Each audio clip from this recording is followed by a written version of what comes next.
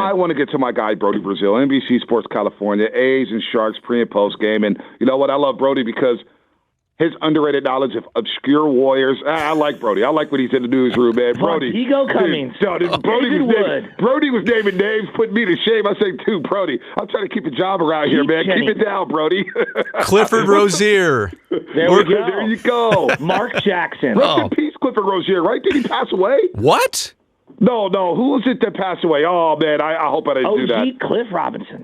Clifford Rozier, Felton Spencer, Tyrone Hill. Vincent Askew. We could go way back here. Yeah, Clifford Rozier passed away in 2018, Brody. No. Louisville's finest. No. And here it is, 2024, and I'm just finding this out. By the way, guys, if the Brandon Ayuk news happens in the next 10 minutes, I'll hang up. I'll just listen, right? So I'll No. You can give us your thoughts on Brandon Ayuk. Give us your thoughts. I don't even know where we're going with that one. Man. If they're close, it's going to happen. Like, they'll find a way to fudge the numbers a little bit here, a little bit there. But I think they are close, but I don't know. It's interesting. Who knows? What's more tiring, the Brandon Ayuk saga or the A's Stadium saga? It's I appreciate you putting it that way. It's fatiguing. It's heartbreaking times 10. It's been numbing for me to go through the cycle of this season of, covering the team on a day-to-day basis and getting invested in baseball. Oh, look, there's Mason Miller. Oh, look, there's Brent Rooker hitting home runs. There's Shea Langoliers emerging as, big-name backstop. And then you realize, oh, wait a second. All of this kind of means nothing for those of us here in the Bay Area as soon as this season is over. And I know everybody's been aware of this, and I really, Shasky and Bonte, I really do appreciate you guys. I know I was listening this morning in the 6 o'clock hour on my bagel run. I heard you guys talking about this. I really appreciate you dedicating kind of today's show to not only this weekend series, A's-Giants, but the end of Oakland and San Francisco in pretty much any sports rivalry. This is a big deal. Well, I'll speak for myself. I know Bonte and I have similar but yet different, upbringings when it comes to just living in the city and the Giants. Like, my dad was a diehard Giants fan, and we grew up toward Candlestick. And when we were, going to games in the 80s, there were a couple thousand people at the games. And my dad used to have Wednesday afternoons off, and we would sit in the family pavilion, and there'd be very few people there. And the first ball I ever got was a Chris Brown home run. The old pullouts, the 49er pullouts in the family pavilion in right field. He hit a ball that went down underneath. I went down, I grabbed the ball. There were so few people there. Like, it was literally 5-year-old me going after that ball and nobody else there. And my dad used to bring beers and stuff into the game. He'd hide them into his coat because there was no one out there. And the A's were the shining jewel of not just the Bay Area, but of baseball. They had the 3 consecutive World Series teams, and they had the most popular closer, and they had a manager who was a star-studded manager. They made the trade to go get back Ricky Henderson, and they had McGuire and Canseco. And it's just where they were 30, 40 years ago and where they are today. It's a crazy flip-flop because I don't think younger Giants fans understand how big the A's were and how small the Giants were. I think it's obvious to me that the Bay Area can support 2 teams, but 2 teams that are equally trying to pace themselves and get better and stay good and not turn over their roster every handful of years and try and get that new stadium. Look, the Giants have been running and the A's have been power walking at best, sometimes just sitting down on the curb doing nothing. I also think that right now and this weekend and these final couple weeks here to see the response. And look, I'm a Bay Area guy. People know me, of course, from covering the A's and Sharks in the last 10, 15 plus years. I'm a Bay Area guy. I've got friends and family on both sides of like the Bay Area baseball scene, let's just say. And it's reminding me right now of the days after October 17th, 1989. You guys are Bay Area guys. You're old enough to remember that? 7 years old. There you go. Forget. I was feeding the cats in the backyard when Game 3 was about to happen, and I swear to God, I remember it. The first thing I did, the house was shaking. Yeah. I turned on the TV. It's like, Grandma, the TV's not working. Giant days. What's going on here? And little did I know there was an earthquake. Yeah, but you remember the time after that and how everybody was all of a sudden, it was the rivalry, and we were 2 games into the series at that point. But how the Bay Area totally turned from, baseball, Battle of the Bay, to, oh my gosh, like there's tragedy happening here. And look, lives were lost, so I'm not going to say that the earthquake and the A's moving are of the same, magnitude. That's a bad word. But my point is, like, it's the togetherness of the Bay Area and Giants fans even realizing, looking across the Bay, saying, wait, even we don't want this right now, and we're not happy about this. And in some, small consolation way, I think it's a great feeling. And it just shows who we are here in the Bay Area. But again, I think we're at a point, too, to recognize that none of this really actually needs to be happening. No, it doesn't need to be happening. What's your favorite moment between these two teams in the Bay Bridge Series? As you are the architect of the new trophy, the Bay Bridge Series trophy, of course. What are we going to do with that, by the way? Do you guys want to have a ceremony, a dumping it in the bay ceremony? Or No. I don't know if you're into wrestling, but we should melt it down, okay? Like the urn was melted down and turn it into a chain. You realize now? Hang on a second. You realize that trophy was made of the original eastern span of the Bay Bridge. It's already been melted down once. You want to melt it down again?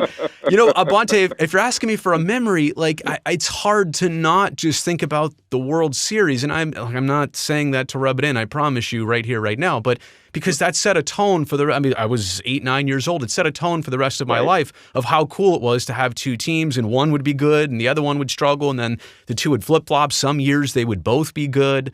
And honestly, that's kind of what we're losing here. Well, I guess, Brody, you're saying this is avoidable.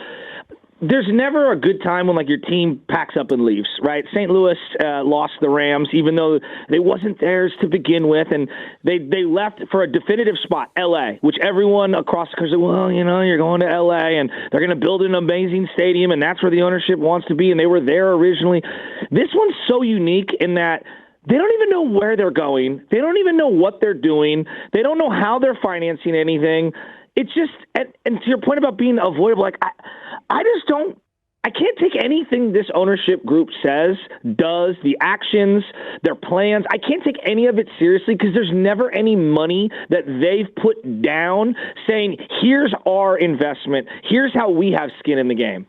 It's just, I just don't understand how A's fans are going through this right now because I'm not even an A's fan, and I feel like this is just absurd how this is going down. To your point, there are so many options still on the table. And at this point, there should probably be only one clear, distinct path. And the trip to Sacramento is interesting. I don't know that it gives us any more finality to where they ultimately land. I mean, it's almost like, wait, Sacramento, that could be the detour that keeps this team even away from Las Vegas. And even down there right now, they're talking about going through the motions, but to your point, there hasn't actually been the dollar amount, the contribution. I mean, they are demolishing right now Tropicana Hotel. I was down there about 6-7 weeks ago. I walked around the perimeter of the site. There's not a single sign that would say, here, the new brand new home of the Las Vegas A's or anything, or Major League Baseball's coming. It's literally just boarded up. There's nothing about it. I mean, wouldn't you take that opportunity to make a splash, to engage in that community? Right. And I know maybe that's 2 steps ahead, but if ultimately that's what you're doing, right now is not too early for that. So I don't understand a lot of it. I know a lot of people have looked at me and said, well, you've been very critical of this. I'll tell you what my goal has been this entire time, is to document all those questions you have, all the things that don't necessarily make sense. How do you get a baseball park on 9 acres? How do you get fans to show up? Essentially, if you were going to build a stadium in New York, would you do it in Times Square? Do you think that's the ultimate place for Yankees and Mets fans to go show up to a baseball game? Probably not. So there's a lot of questions. There's not a lot of clarity. Well said there. Brody Brazil joining us on the River Islands Guest Line, all Guest Line 95.7 a game. Appear on the River Islands Guest Line. Isn't it time for you to discover the islands? I did, and it is awesome. River Islands in Lathrop here. So take me back, Brody. Was there any point in time over the last 20 years that you thought, boy, we're about to get a stadium? Did you ever think it was actually close? Never? Oh, no, it quite a few times. I mean, as recently as 2018, 2019. And honestly, even into 2021, before parallel paths were announced and before 2023, when the ultimate, April 19th turn was made to Las Vegas. Bonte, here's the frustrating part.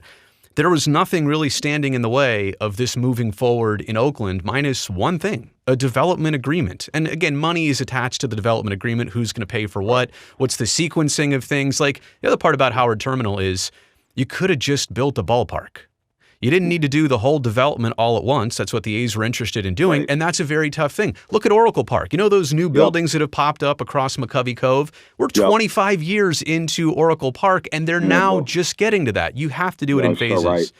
But Yep. the point is, though, going back to when I thought it was done, there were so many approvals, an EIR, a BCDC approval to actually build on the bay. These are things that even if the A's really wanted to do it and those things didn't happen, they couldn't pay their way out of it. They couldn't make it happen. All those things fell into place. The only obstacle of this not happening in Oakland was their doing.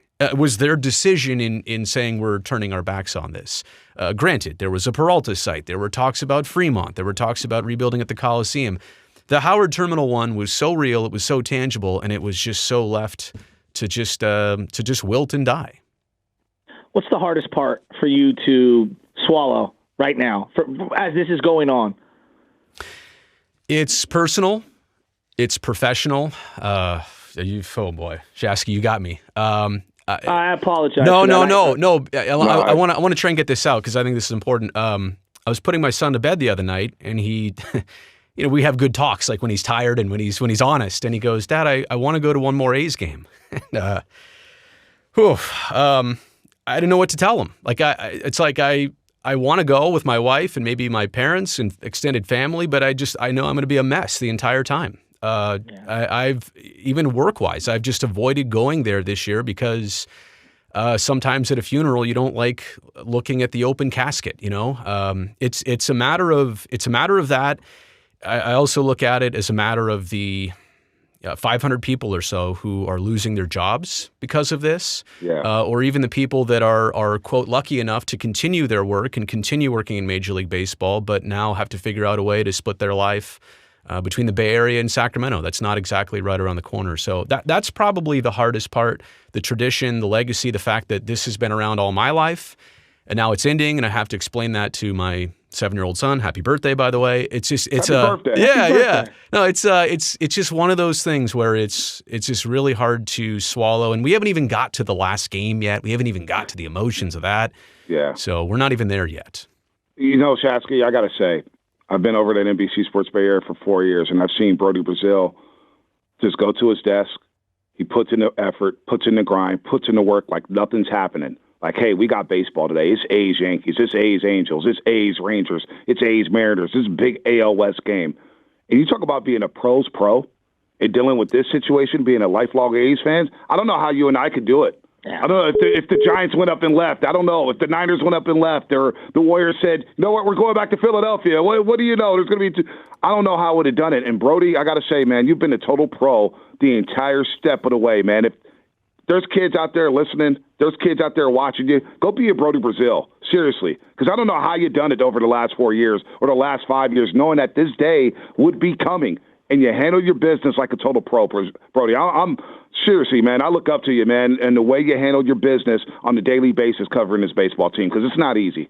Bonte, I'm recording this right now for my YouTube channel, so I got me on video right now, and I hope you see this later because coming from you and what you just said and the way you said it about me, I've got a tear in my eye because it's been hard. Man. Yeah, you're spot on. The tone. You're a total pro in the way you go about your business. Every single day getting ready for that pre- and post-game show. It's not easy because we're all fans at the end of the day. Yeah. How can we suppress our emotions on a daily basis when one of your teams is leaving? So I applaud you for that, man, and I think you're a better broadcaster for it, and I think a lot of kids should look up to you. This is how you handle a situation here. So let's land on a good note. No, I'm not done with it. I was going to ask about Mac Celebrity, baby. The short turnaround. No, I'm not done with it. No, we got plenty of time. We got his whole career to talk Mac Celebrity. I want to end this on a really good note. All right. Well, that was a good note. No. Better, even better. All right. Let's do Brody versus Butcher right now. Ooh. My ultimate San Francisco Giants lineup versus the ultimate Brody Brazil Oakland A's lineup. All right. Do you want me to just go through the? You want me to go through the? Yeah. Yep. Right now, I got first base. I mean, it's got to be Mark McGwire for the A's. McGwire. Okay. 49 home runs. I'm going to go McCovey. All right. Second base. I mean, this is a weird one, but I think I might say Jed Lowry. This dude is a hitting machine. He's retired, but I feel like he could still come in a game and hit a double right now. I'm kind of with you there. I got to take Jeff Kent, right? I would think so. Yeah. I'm going to take Jeff Kent. Just no washing his truck. Don't wash the truck, Jeff. Exactly. Enjoy the game more, Brody. Jeff Kent. I do too. He's at Texas A&M looking mad. Like, it's so red. It's like, dude, Jeff, smile a little bit. Hey, this kid's balling. Third base. Oh, this is the hardest one for the Oakland A's. Is it Matt Chapman? Is it Sal Bando? Is it Eric Chavez? Sal Bando. Is it Carney Lansford? I know I heard Sal. I'm gonna do recency bias and say Xavi. Ooh. Okay. But Carney, I love Carney, but probably Xavi. Bonte. I didn't know if he would. I would have gone Carney. Third base for the Giants is Matt Williams. I think so too. Not The even Marine, close. Matt Williams. All right, shortstop. Miggy. It's got to be Miguel Tejada. Miggy. I like that. Oh, that's such a good call. Yeah. Gotta go Craw, right? Gotta go Craw. Yeah, you got to go Brian Crawford. Craw. I'll go Craw. You got to go. All I right. miss Brandon Crawford. I miss Pleasanton Zone. I really do. Yeah. All right. Now give me your left fielder. The Man of Steel, Ricky Henderson. I love Yeah, that. No doubt. Ricky, I know. Third person, Ricky. Could have been traded to the Giants in that '89 season. All right, I'm gonna go Bonds. Center field. You know, I want to say Dave Henderson, but I also realize that I'm doing the '89 team here, so maybe. And I know Cespedes was a corner outfielder. Coco was such a good guy. I'll allow it.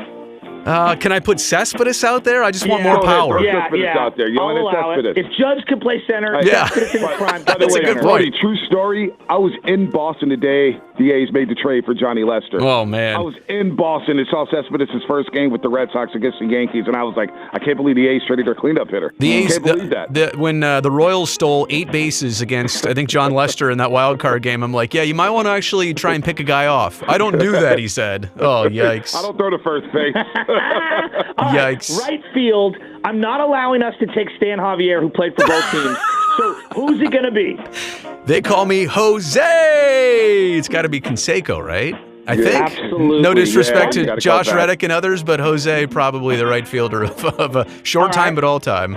I'm with you. Bonte. Who are we taking to right field? Is it Jack Clark? Gosh, it's slim pickings. The Giants haven't had a great. I have a soft spot for Ellis Burks and Reggie Sanders. Hunter Penn? Hunter, I guess you got to go Hunter, All right, right? we'll go He's Hunter. a champ. Let's go Hunter. All right, Hunter Penn. I Now like let's to go say, battery I'm not going here. to lie. I like to say he's lined up a lot better than our Well, we're going to go lineup. through it. All right, give me your catcher and your starting pitcher. Terry Steinbach is the catcher, and I mean, if Dave Stewart is listening, how could I not go with my close and you gotta personal go. friend, Smoke out there, You got to go. and the old right, forkball. Season pitchers of all time. I love it. And ask Roger Clemens Yeah. before he joined the Yankees Oh, what yeah. it was like facing Dave Yeah, no Stewart. doubt. All right, Buster Posey, we're taking. We're going to go Marichal. We going Timmy? Are we going Mad Bum? This is the hardest one for you, I feel like. Starting this pitcher for the Giants. There are so many great choices here. There, I'll let you do this one. Well, I'm not taking Levon Hernandez. Why not? Why not take Levon? What about Russ Ortiz? Hey. You want to take Mark Gardner? Look, my heart is telling me. My heart is telling me take Lincecum. You know why I like that? You know why I like that? Because we got Let Timmy Smoke, and we got Smoke. We got Smoke on both sides of the bay. Makes sense. That makes sense. You tied that one together. That's why you're the pro here. Who's your manager?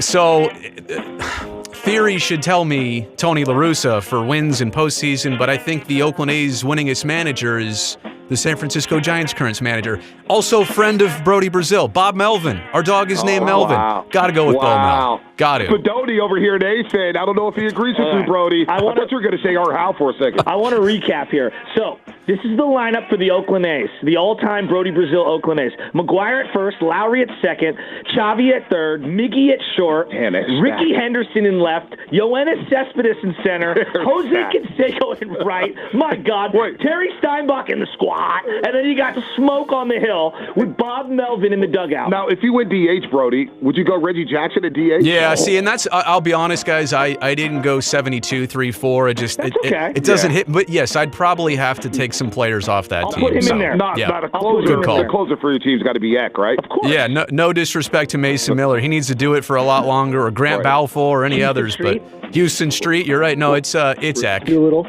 Dominance. Yeah, no, I think Eck, With the burrito. Brody, I was looking this up on Baseball Reference, just randomly. I think for a 4-year stretch from like 88 to 92, he walked like 12 dudes or something like that. He was magical. It was insane. Who's the Giants closer? Because that's another one that's interesting.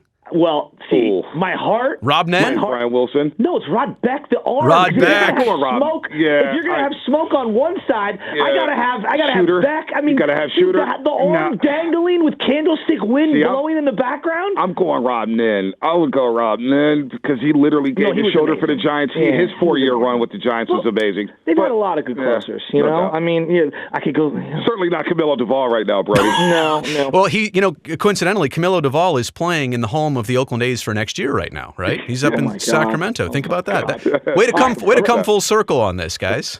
Brody, I love your team here. One last question, because I was, you're talking about your son, right? And I brought my son to his first opening day this year, and for me, baseball is about my dad and my brother and my kid and me coaching, and just it's a family thing, and it means a lot to me. My earliest memories of going to games with my dad is sitting out in the bleachers and hearing, ooh, Rebe! Ooh, Rebe! What's your earliest Oakland A's memory? It's not even so much the game or the Coliseum, but it was the former PA announcer at the Coliseum named Roy Steele. And the team has been lucky to have Dick Callahan since then. Rest in peace to him as well, too. And Amelia Schimmel is the current voice. But when Roy Steele got on the mic and it was, "Good evening, ladies and gentlemen. Welcome to the Oakland Coliseum." It was just that voice. To my dying day, I will be able to hear that voice. And it was something magical about that. I don't know if it made me want to have that voice, which I probably need to drink and smoke a lot more to do. But I feel like it was the soundtrack of that stadium, I think, was one of my first and lasting baseball memories. I love that. All right, greatest Oakland A nickname of all time. I mean, Coco's up there. There's probably some I can't say. But she had like cat. Have you listened to this? Hey, have you listened to the show before, Brody? Salute to the strippers. No, I mean, Shasky made an analogy about his son snorting lines last week. I mean, everything goes on. He had a little taste of ice cream, and it was he was Scarface at the end of the movie. I wouldn't know. He lit up like a Christmas tree. I know nothing about that, but that's what goes on here, Brody. It's you know what I'll probably come up with the best one like 2 minutes after we hang up, but I don't know. There's been a lot of good ones. It's been so many characters on that team, and it's mad. I'll leave you with this. Beyond just nicknames. Well, yeah, absolutely. Beyond nicknames, it's maddening how that team, especially in recent years, just keeps coming up with more talent, more interesting players. I look at the Giants even right now, who would probably love to have Mason Miller instead of Camilo Duvall, or would love to, you want a 30 home run hitter for the first time since Bonds? You want Brent Rooker? Langoliers and Patrick Bailey, I feel like, are a conversation of who's better. It's unreal how they keep finding talent, and then it goes away, and now the team is going away. You're so right. You're so right. We were just discussing that earlier today. It's like the A's farm system has been churning out talent over and over and over. And then the evolution of like just a marketing campaign with the big three commercials, Xavi and Miguel Tejada and all the billboards that you guys had at BART. I'm at Balboa Park in the city, Brody. I'm like, man, the A's got it going on with the slogans or whatnot. The Giants need to catch up. Root beer float day on Wednesday matinee day games. I mean, everything. They've been ahead of the curve. So I wanted to end this on a good note because I know it's a sad day and it's coming. But we wanted to get you on to talk about that because when we think of A's, we think of Brody Brazil because you've been holding it down and holding that flag, carrying that flag for a long, long time. Good man. Boys, anytime. I'm happy to do it. Big fan of the show. I'm glad you guys have been doing it for so long, too. So keep it up, and I will hope to talk to you sooner than later. Absolutely. Thanks, Brody.